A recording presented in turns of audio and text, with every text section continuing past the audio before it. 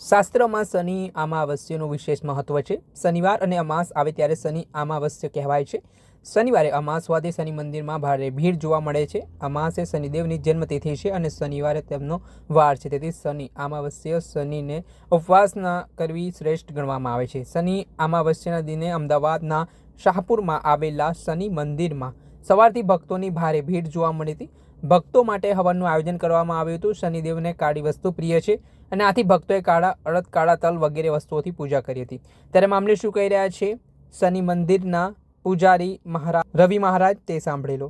હરિનારાયણ ભાર્ગવ, હું શનિદેવ મંદિરમાં રવિભાઈ, આજે શનિ અમાવસ્યા છે, શું મહત્વ? આજે ભોળેનાથ શ્રાવણ માસનો છેલ્લો દિવસ છે અને દેવોના દેવ મહાદેવનો અમાવસ છે અને અમાવસના દિવસે ન્યાયના દેવતા શ્રી સૂર્યપુત્ર શનિ મહારાજનો જન્મદિવસ થયેલો છે।